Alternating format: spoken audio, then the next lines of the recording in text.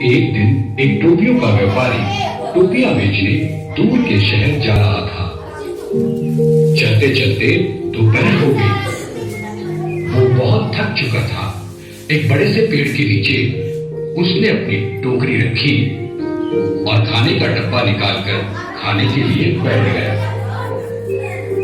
थोड़ी ही देर बाद उसे हल्की हल्की नींद आने लगी और वो आराम से पेड़ पे टेक लगाकर सो गया।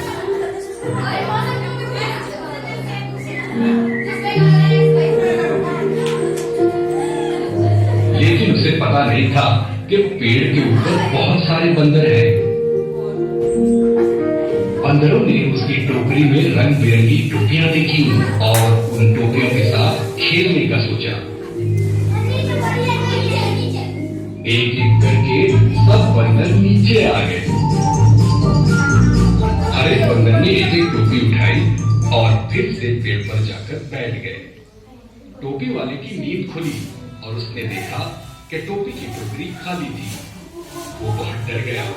उसे समझ में ही नहीं आ रहा था कि टोपियां गई किधर।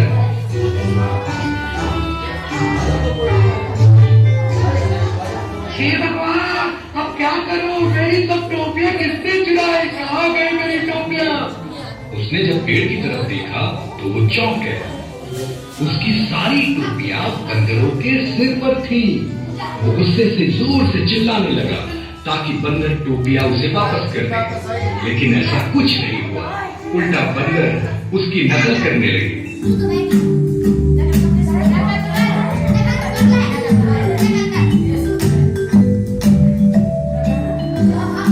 ये देखकर उसे एक उपाय सूझा। वो अपने दोनों हाथ उठाकर हिलाने लगा तो बंदरों ने भी वही किया। उसके बाद वो जोर जोर से कूदने लगा तो बंदर भी उसके जैसे ही कूदने लगे। फिर उसने अपनी टोपी उतारकर जोर से जमीन पर फेंक दी। फिर क्या, बंदरों ने भी अपनी अपनी टोपियां जमीन पर फेंक दी।